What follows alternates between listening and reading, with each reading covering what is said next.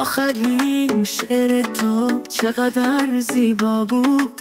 قصه یک مرد عاشق و تنها بود. ابتدای شعرت دل من را لرزان، آخر این قصه آخر دنیا بود.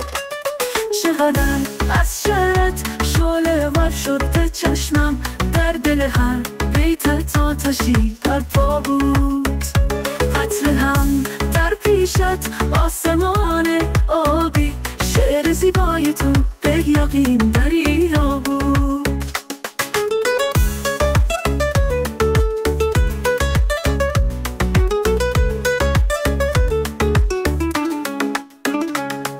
سیب سرخی داریم ناامید از چیدن، از نگاه سرخت در غزل پیدا بود.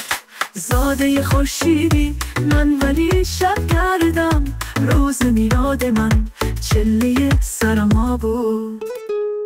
تو پری از دریا من کویری خشکم، انتظارت زیبا خواهشی بی جا بود. چقدر از شعرت شعله ور شده چشمم، در دل هر بیتت آتشی در پا بود.